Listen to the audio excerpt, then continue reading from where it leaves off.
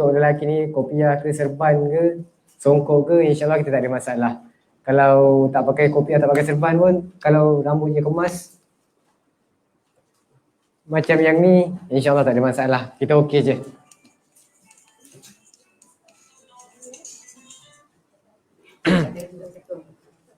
Okey, yang ni sedikit perkongsian tindakan-tindakan disiplin yang kita pernah ambil pada musim umrah yang lepas. Antaranya tindakan yang pernah kita ambil, total semua sekali 18 orang, 18 mutawif yang meliputi 4 orang dikenakan surat amaran. Lepas tu 1 orang kita gantung 1 bulan, 6 orang kita gantung 3 bulan, 1 orang kita gantung 6 bulan, kita tamatkan perkhidmatan 4 orang dan kita bawa pulang serta-merta mutawif yang bertugas tu, maksudnya mutawif yang ada dekat Saudi tu kita bawa balik Malaysia. Kalau macam hari ni baru dia terbang, hari kedua, hari ketiga dia ada masalah yang kita anggap serius, kita bawa pulang terus serta-merta. Dan jemaah dalam kumpulan tu ada mutawif lain yang akan ambil alih. Antara kesalahan-kesalahan yang dilakukan sehingga mendapat tindakan-tindakan yang sedemikian ni, yang pertamanya tidak memaklumkan ketibaan di hotel pada mutawif yang lain. Ini kita bagi surat amaran lah pada mutawif tersebut. Andai kata berlaku kali kedua orang yang sama, itu yang baru kita buat tindakan, kita gantung minimum 1 bulan. Kebiasaannya kita akan gantung 3 bulan. Seterusnya memakai pakaian yang tidak bersesuaian, maksudnya yang tadi itulah, yang pakai kain pelikat, yang pakai baju yang tidak menunjukkan kekemasan, yang tu pun kita ada gantung juga. Seterusnya gagal memajukan roaming list bilik jemaah di dalam grup Telegram mutawif. Yang ni kita anggap benda ni pun serius jugalah. Sebab tu apabila ada seseorang yang tidak melakukan perkara ni, kita ambil tindakan. Yang seterusnya, tidak menyambut ketibaan mutawif dan jemaah ketika tiba di hotel. Sesiapa mutawif yang ada maklumat, kemudiannya kita tak nampak wajah-wajah mutawif tersebut dalam laporan bergambar yang ada dalam grup Telegram ni, kalau kita kenal pasti tak ada sebab-sebab yang boleh kita kecualikan, kita ambil tindakan. Yang seterusnya, gagal memajukan laporan ke dalam grup Telegram mutawif. Maksud laporan ni ada beberapa perkara, laporan tu dia tak majukan. Antaranya kebiasaannya roaming list tu lah. Yang ni roaming list. Yang ni laporan contoh macam penerbangan delay, dia tak majukan pada kita. Ada jemaah dia ada masalah dekat sana, dia tak majukan pada kita. Kita dapat tahu daripada orang yang lain. Tu pun kita ada ambil tindakan pada mereka. Yang seterusnya, komen terlalu negatif daripada jemaah. Maksudnya jemaah betul-betul tak berpuas hati pada prestasi mutawif tu. Kalau 1 orang mungkin ada yang tak kena pada jemaah lah. Tapi kalau dari keseluruhan komen yang diterima tu, kalau 40 orang, 39 yang cakap tak okey, terlalu ketara, kita ambil tindakan lah. Ini antara salah satu komen yang menyebabkan ada tadi dalam senarai itu mutawif ditamatkan perkhidmatan. Yang seterusnya, membeza-bezakan jemaah di dalam satu kumpulan. Contoh dia, mutawif ni ada bawa satu kumpulan dari kalangan kenalan-kenalan beliau. Dia ada 20 orang lah, separuh lagi 20 orang ni jemaah yang daftar secara merata-rata lah. Ada daftar dekat Johor Bahru, ada daftar dekat KL ataupun daftar dekat utara. Jadi dia beza-bezakan, dia bagi perhatian lebih pada jemaah yang daftar di bawah dia lah, kenalan-kenalan dia. Jemaah yang grup satu lagi ni dia buat tak tahu, dia ambil dia. Yang tu pun kita ada ambil tindakan. Kalau boleh kita tak nak yang macam tu, kita nak semua tu dilayan sama rata. Seterusnya, tidak memberi kerjasama kepada mutawif yang lain. Maksudnya dia pentingkan dirilah, dia buat hal dia je. Mutawif lain minta tolong, dia langsung tak nak tolong. Apabila ada laporan-laporan macam itu, kita akan ambil tindakan lah. Kalau berterusan, kita akan gantung lah, ataupun kita tamatkan perkhidmatan dia sebab dia tak dapat bekerja secara bersama. Laporan-laporan yang kita terima ni selain daripada jemaah, mutawif pun ada bagi laporan pada kita. Selain tu kita ada juga beberapa orang yang bagi maklumat pada kita yang ada di hotel-hotel di Saudi lah. Kat Mekah kita ada orang kita, dekat Madinah pun kita ada juga. Yang seterusnya ini sekadar perkongsian kos yang kita gunakan bagi menjayakan package yang ada mutawif. Setiap package keseluruhannya, semua package kita ada satu orang mutawif. Ini kita ambil daripada September hingga Februari. Kita mula awal itu hari bulan September, penghujung September, dan kita habis pada penghujung Februari. Total yang kita gunakan lebih kurang 5.5 juta. Meliputi satunya logistik lah, daripada tiket kapal terbang, hotel, urusan-urusan yang lain tu, visa apa semua, lebih kurang 4.6 juta. Kemudiannya allowance harian ni pada mutawif yang ni lah, yang dah berkhidmat lebih daripada satu kali lah. Kalau package tu 2 mutawif, allowance-nya tetap untuk 1 orang mutawif sahaja. Cumanya mutawif yang lagi satu tu dia tak ada allowance, tapi dia akan terbang seperti mutawif lain lah. Kita tanggung semua dia punya perbelanjaan. Yang ni allowance telefon ni yang kita bagi RM50 satu orang tu. Yang ni 100 sebab ada 2 package je. 28.9 kemarin. Yang lain ni lebih daripada 2 package lah. Oh, itu total ni? Ni total dia. Jadi keseluruhannya 5.5 juta ni. Yang meliputi 807 orang mutawif. 807 orang mutawif ni bukan maksudnya kita ada 800 orang. Kita ada 400 lebih je. Tapi ada satu mutawif ni yang kekerapannya ada lebih daripada 9 kali. Maksudnya 6 bulan. 6 bulan ni maknanya orang yang sama kerap pergi. Orang yang sama kerap pergi. Untuk mutawif tiram ni ada yang dari kalangan yang memang tidak bekerja, memang sepenuhnya buat aktiviti mutawif. Ada yang dari golongan profesional, ada yang dari kalangan peniaga, pegawai-pegawai pencen apa semua. Tu kita kira semua keseluruhan package tak sampai 807 sebab dia ada package 2 mutawif apa semua. Package-nya 700 lebih, tapi mutawif yang terlibat 807. Jadi kita 5.5 ni untuk 807 orang mutawif lah. Jadi kita puratakan satu orang lebih kurang 6.8 ribu. 6,800. Ini untuk satu orang. Termasuk allowance, termasuk kos perbelanjaan lah. Kekerapan mutawif terbang ni, kalau yang memang betul-betul dia fully buat urusan mutawif ni, berkhidmat sebagai mutawif ni, dalam 1 tahun tu, kalau musim penuh dia boleh terbang sampai 11 kali dalam tempoh 7 bulan. 7 hingga 8 bulan lah, sebab kita sekarang ni umrah dah semakin panjang, musim umrah. Dia cuma rehat waktu sebelum haji dengan selepas haji sekejap je. Okey, yang ni seterusnya, yang mana dah ada khusus mutawif ni, sebelum diterima ataupun dilantik menjadi mutawif syarikat, perlu menjalani latihan praktikal. Ini antara syarat-syarat dia lah. Yang pertama sekali, sudah tentu dan sudah mesti sihat fizikal dengan mental. Sihat fizikal dan mental tu, praktikal macam itu, bertugas pun macam itu juga. Kita nak dua ni sihat. Yang kemudiannya untuk lelaki 21 tahun ke atas. Yang wanita kita ambil 40 tahun ke atas. Kecuali yang suaminya pun mutawif sekali lah. Itu dikecualikan lah. Kemudiannya mesti wajib menghadiri kursus mutawif. Yang pertama tentunya kita tiram travel dan cawangan, sama ada ibu pejabat yang buat ataupun cawangan-cawangan tiram yang lain, mungkin di kawasan tengah, Melaka, utara, yang tu kita terima. Kemudiannya T-Team Travel, khusus T-Team Travel. Yang seterusnya agensi yang diiktiraf kerajaan, contoh tabung haji yang kerajaan iktiraf untuk mengelola umrah, yang tu kita terima lah.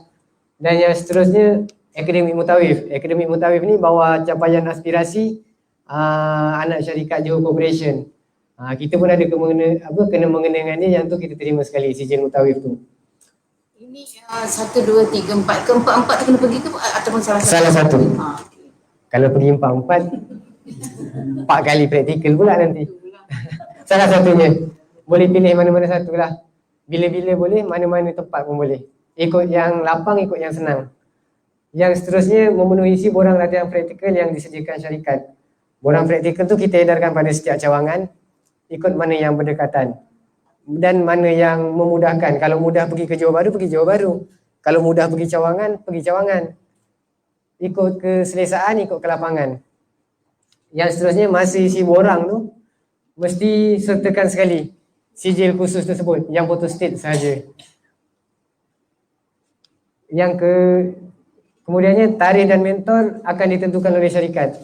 Maksudnya lepas isi borang tu semua, borang tu majukan, kalau kat cawangan, majukan cawangan lah. Nanti cawangan akan bagi kita akan filekan, kita akan tentukan tarikhnya. Seterusnya, mentor tidak boleh terdiri dari kalangan ahli keluarga kecuali mutawifah. Kalau dia yang bawah 40 tu mesti dia dengan suami dia. Jadi suami dia akan jadi mentor dia lah. Kita akan tengoklah nanti keadaan semasa tu. Yang seterusnya, kos latihan praktikal merupakan tanggungan mutawif sendirilah, peserta sendiri. Dan kita akan bagi pengurangan harga 500 setiap orang. Kecuali package promosi. Kalau package promosi yang kita buat 4990 tu, harga penuh lah. Kalau package-nya harga yang 5,000, 5,500, 5,300, kita bagi pengurangan area 500. Seterusnya, peserta latihan praktikal wajib memberi kerjasama penuh pada mentor yang terlibat. Ini yang biasalah. Kalau boleh kita, sebab apa kita tentukan, kita tak nak dalam satu package tu ada lebih daripada 3-4 orang peserta praktikal. Jadi dia tak jadi praktikal kat situ. Jadi kalau 1 orang ke 2 orang, dia akan lebih mudah bergerak, lebih banyak benda yang akan dibuat. Berbanding dengan ada 4 atau 5 orang dalam satu kumpulan, dia dah tak jadi benda tu dia buat sendiri. Dia akan berkongsi-kongsi. Sebab mutawif syarikat ni, mutawif tiram ni boleh kata A sampai Z semua dia buat sendiri. Jadi dia akan lebih cepat belajar. Seterusnya, hanya peserta yang lulus sahaja akan dipertimbangkan menjadi mutawif tiram travel. Maksudnya kalau prestasinya tidak memuaskan, mentor tidak bagi recommendation pada kita, kita tak akan pertimbangkan untuk jadi mutawif syarikat. Kecuali dia pergi lagi sekali, tiba-tiba prestasi dia dah okey dah. Dia belajar daripada kesiapan yang sebelum tu, kita boleh pertimbangkan semula lah. Tapi tetap yang kita ambil yang ni lah, yang kos ni lah. Dia akan modalnya lebih sikit lah. Tetapi dia berdasarkan kepada kekosongan dan keperluan. Kalau sekarang ni mutawif kita ada 400 lebih, dia boleh jadi kita akan guna cepat. Kita akan serapkan cepat, dia boleh jadi kita serapkan lambat. Tengok dengan keadaan semasa. Sekiranya keadaan, dia ni bergantung pada keadaan semasa. Sekiranya macam keadaan sekarang ni, umrah semakin berkurangan. Maksudnya lepas daripada isu virus ni, jemaah umrah dikurangkan ataupun visa dihadkan, ada kota. Khidmat mutawif yang akan digunakan pun dia akan menurun. Kerana jemaah semakin berkurang. Tapi kalau lepas virus ni, tiba-tiba dia kata Arab Saudi pun dia nak dapatkan dia punya income semula. Sebab salah satu income dia yang sekarang ni adalah sektor pelancongan. Umrah ni kira pelancongan lah, pelancongan agama. Selain daripada minyak dia dah berkurang. Jadi kalau dia tiba-tiba dia buka, dia tak ada hadkan apa-apa, bebas virus apa semua kat sana, tiba-tiba ramai. Dia perlukan ramai orang berdaftar. Jadi keperluan mutawif akan bertambah lagi lah. Dia berdasarkan keadaan semasa itulah. Ini contoh borang yang kita dah edarkan. Dia ada 3 bahagian. Yang pertama ni, dia kena penuh isi oleh peserta. Peserta akan isi semua. Kena letakkan gambar sekali lah pada kita. Lekatkan gambar, lampirkan sijil apa semua. Bahagian yang atas ni, dia ada nama penganjur khusus, tarikh dengan kelulusan akademik. Kita nak tengok jugalah. Bukan maksudnya yang belajar tinggi ni lebih cepat dapat. Ataupun yang tak ada pendidikan ni, dia tak dapat langsung. Cumanya kita nak tahu tahap dia kat mana. Tak semestinya yang belajar tinggi ni dia boleh menguruskan orang. Tak semestinya yang duduk kerja kampung, bertani apa semua, tak pandai menguruskan orang. Yang tu kita nak tengok juga. Sebab kadang-kadang ada beberapa perkara, waktu terbang ni, ada satu golongan ni yang perlu ada orang-orang tertentu yang background yang latar belakangnya lebih kurang sama dengan dia, kita masukkan. Dia lebih kurang macam itu.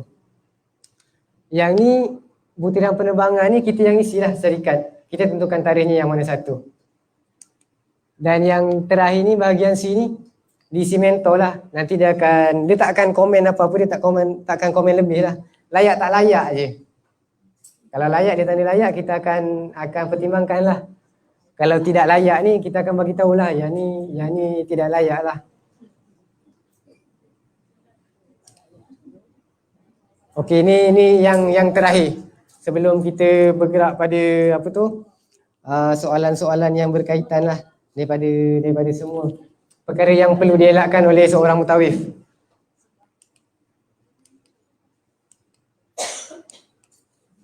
Yang pertama sekali, pakaian yang tidak bersesuaian.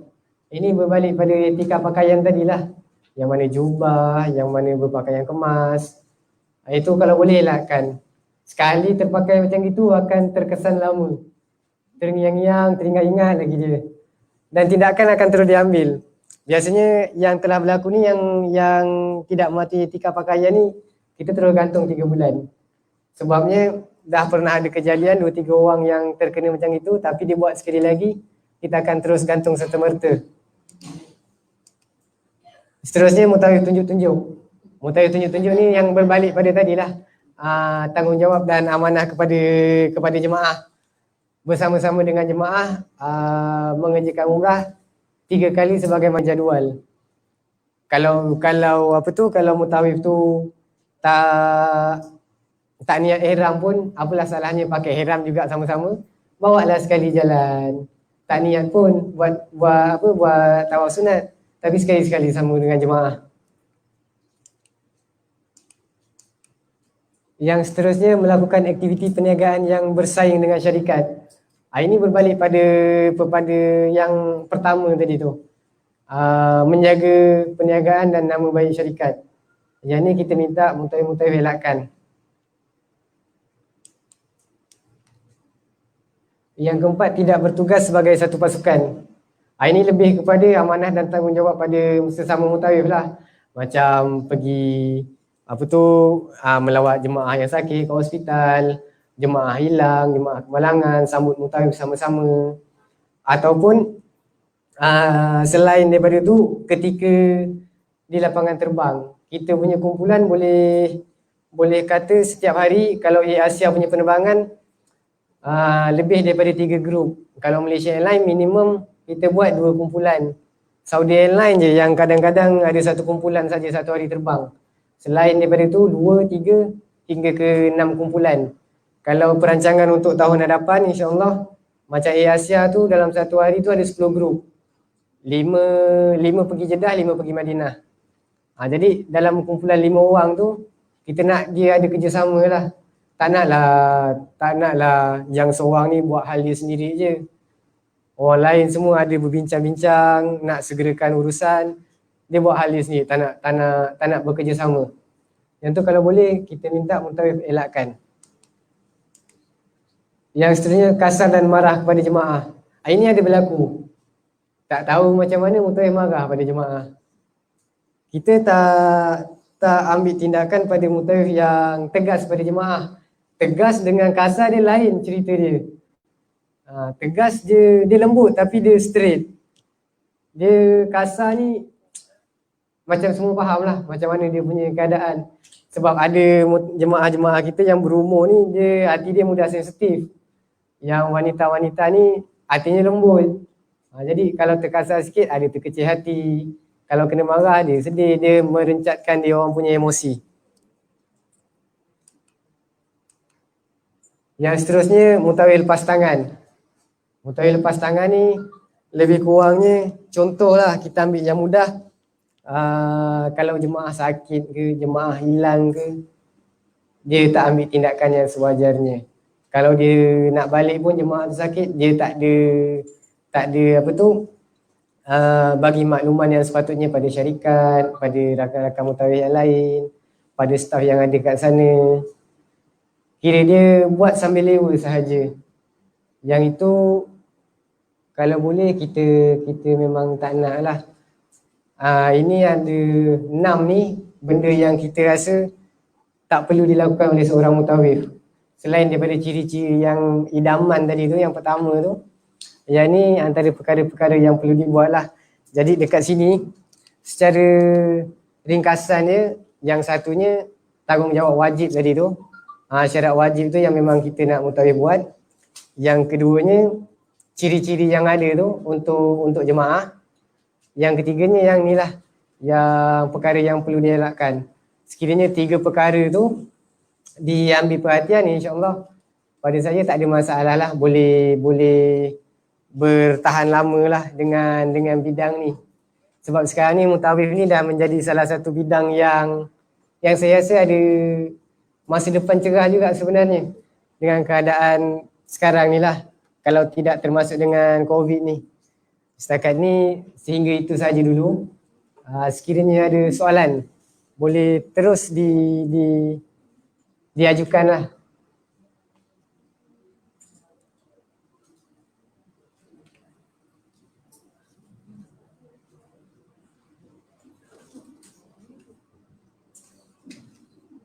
Pernah boleh je. Sekejap je kan. Betul. Alhamdulillah macam semua dah okey je. Lega juga kita.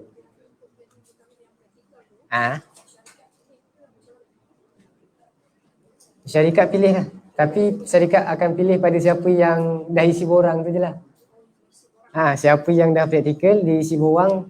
Contoh praktikal dengan kat sini lah kan. Nanti minta form daripada urus setia. Isi borang tu bagi balik semula kat dia. Nanti dia akan bagi pada kita lah. Nanti kita akan maklumkan. Praktikal tu macam sekarang ni tak tahu lagi kan, sebab umrah tak tahu dibenarkan lagi ke tak kan. Masih dingdong ni kan, boleh ke tak boleh ke tak. Kita tak tahu lagi bila yang umrah dibenarkan kan. Jadinya macam kalau contohnya saya isi borang tu, katakanlah tahun depan memang dah, ujung tahun ni dah memang start umrah dibenarkan. Saya bayar katalah 5,600 punya ni, saya package. Jadi saya just bayar 5,100 because the 500 is by ni kan. Jadi saya pun pergilah berkurs praktikal di sana. Jadi praktikal saya follow lah mentor saya tu, apa benda dia buat, apa benda semua tu lah. Everything semua memang saya buat tu sampai habis. Lepas tu balik tunggu jawapan sama ada mentor tu nanti yang akan bagi kredit, sama ada saya layak atau tak layak untuk jadi mutawifah. Betul. Apabila dia dah macam soalannya tadi, sekiranya dah selesai apa semua, lepas praktikal dan mentor dah bagi layak ataupun tidak layak, kita akan bagi makluman lah pada mutawif yang praktikal tu. Layak, dan kalau tak ada apa-apa kita akan serahkan pada mutawif syarikat berdasarkan keperluan. Cumanya untuk mutawifah ni dia ada sedikit kekangan daripada segi berkhidmat sebagai petugas lah. Salah satu sebabnya sebab kebanyakannya package kita lebih utamakan kepada mutawif. Yang keduanya mutawifah kita yang sedia ada pun sekarang kita dah ada lebih daripada 30 orang. Cumanya kita lebih utamakan untuk terbangkan dia pada package 2 mutawif. Sekiranya ada sahabat, kalau suaminya mutawif, itu tak ada masalah, itu okey lah. Kalau contohnya suaminya ada kerja lain ataupun suaminya tidak berminat jadi mutawif, yang tu perlu ada perbincangan sesama sahabat lah. Kalau ada kawan mutawif yang boleh sebulu terbang sekali, kita akan cuba ni lah, ketengahkan lah. Untuk mutawifah bawa satu grup 45 orang, itu peratusannya pernah buat. Cumanya dia bawa jemaah yang mutawif tu cari sendiri. Contoh mutawifah tu ada daftarkan, kita ada 44 seat, termasuk mutawif ada 45. Kalau mutawif tu penuh isi semua 40 jemaah tu, semua jemaah dari kalangan kenalan dia. Takkan kita nak cakap tak boleh pada mutawif tu. Mutawif tu dah bagi komitmen dia dah bagi khusus daripada awal, dia dah terangkan apa semua, kita bagi ruang pada dia. Kalau separuh-separuh macam dia dah ada masukkan 10 orang ke 20 orang, kita tengok keadaan semasa. Sebab kita pernah terbangkan dulu Mutaifah, kita balik kita dapat komen-komen yang tak berapa menarik. Antaranya ada yang Pak Imam dia tak nak Mutaifah yang bawa grup tu. Dia kita ada isu-isu yang kat situ. Dia tak selesa betul. Dia imam.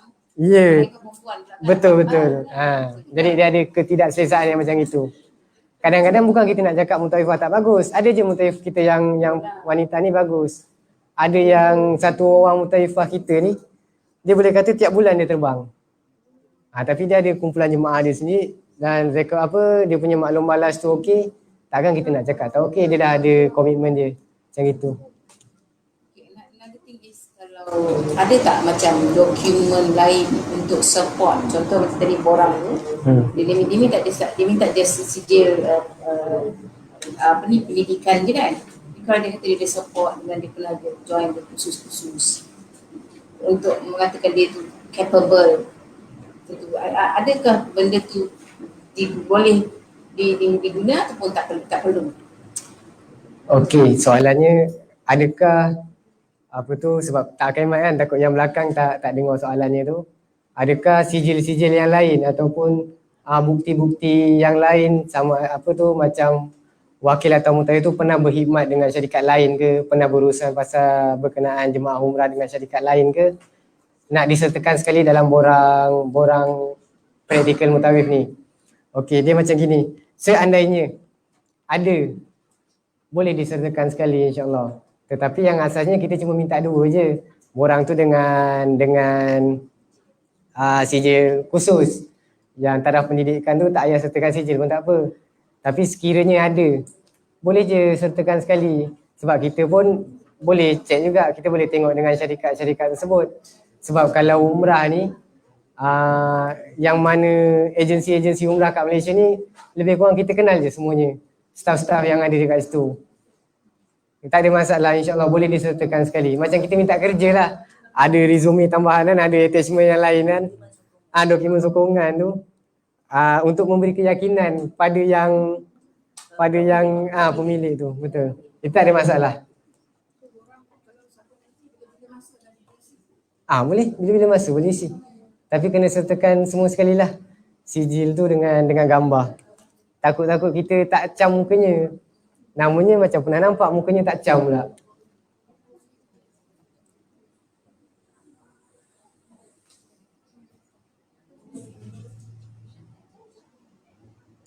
Rasa insyaAllah okey kot. Rasa harap-harap apa yang diberikan, apa yang disampaikan boleh difahami lah. Sekiranya ada yang menjadi kemusykilan, sekiranya masa balik nanti ke apa ke, esok lusa baru teringat nak tanya, boleh tanya dekat Puan Zati ni. InsyaAllah dia boleh bantulah apa-apa kemusykilan yang ada. Ada tak ada pun kadang-kadang dia maklum kat saya juga nanti. Setakat ni itu je lah dulu. InsyaAllah kita serah pada pengacara majlis lah, Ustaz Bahaki.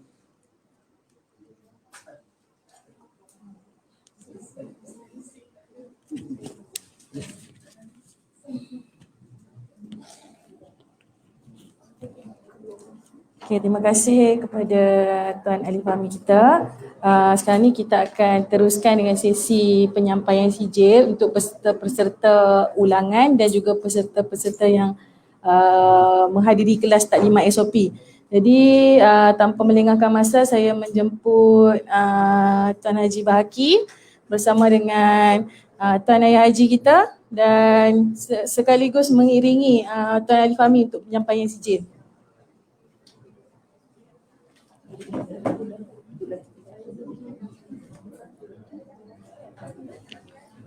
Sila Haji.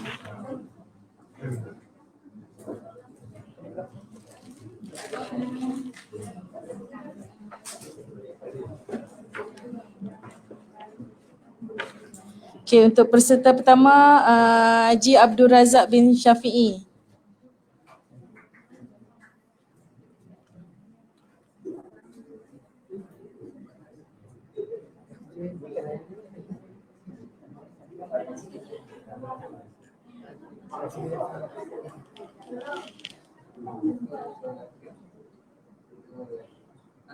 Nampak lagi ya?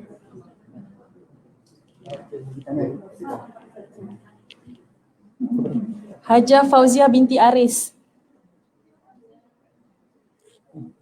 Bersedia Puan Rohaya binti Hassan.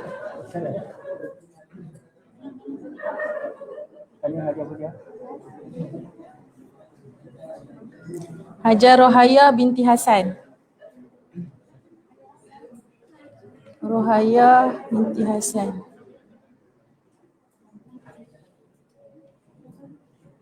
Hajah Nur Ashikin binti Muhammad Aris. Hajah Aminah binti Abdul Rahman. Ready. Ini semua nak boleh haji ni. Tak boleh haji.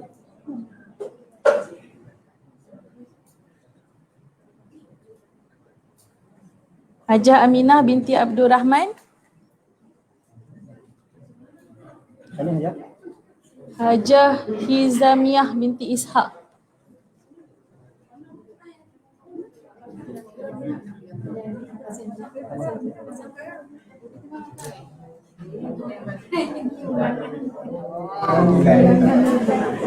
Hajah Nur Azrin, ready.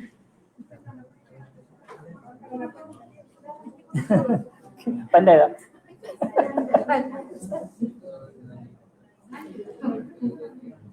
Hajah Nur Azrin binti Muhammad Saleh. Tak ramai, dalam 20 lebih.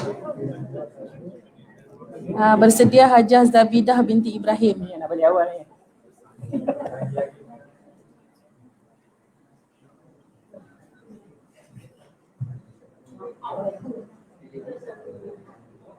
Tanya aja. Hajah Zabidah binti Ibrahim.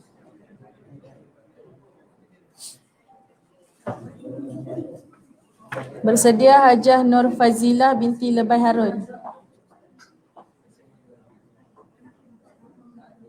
Man, pakai kabel kita je, nanti kita masuk lagu. Okey, Hajah Nur Fazilah binti Lebai Harun. Bersedia Hajah Nur Liza binti Pamuji. Orang kali. Ni orang kali.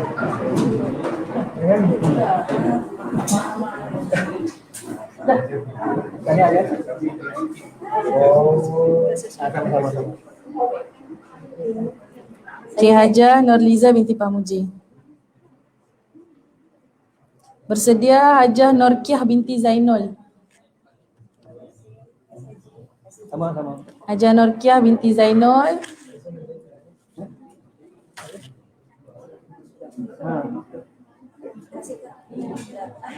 Haji Fazli bin Muhammad Tahir.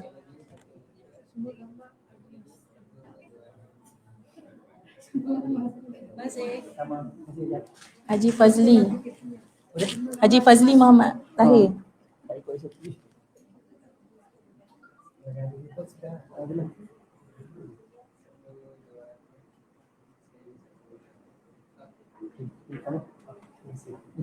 Ruzudian Abdul Wahid.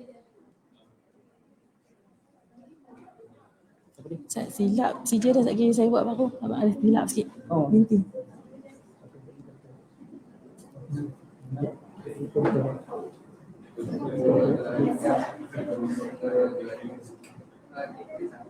Haji, sekejap kita betulkan lah. Siti Fazilah binti Muhammad Ali.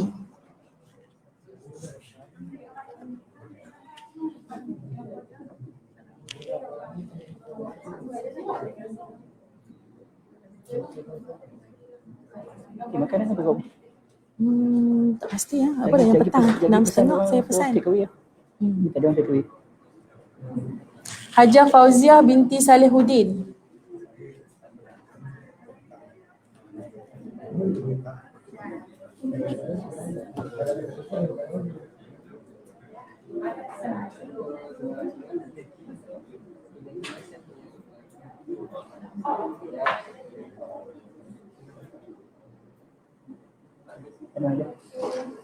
Hajah Salwana binti Muhammad Yasin.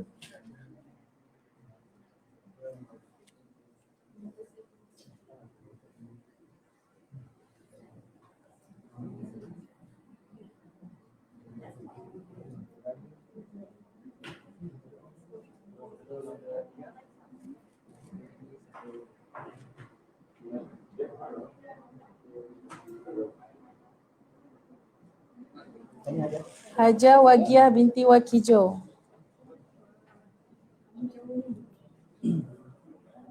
Sikit.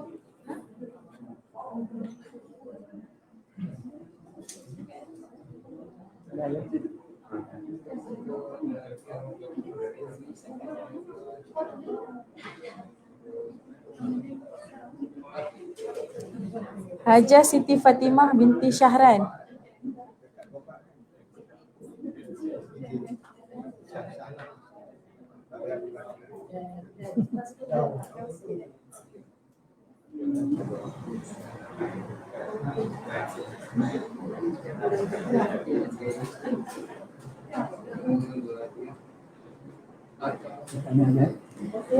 Haji Usman bin Aziz.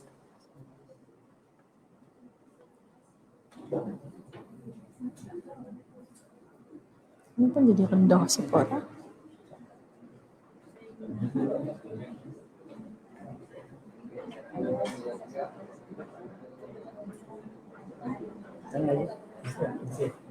Haji Marzuki bin Azhari.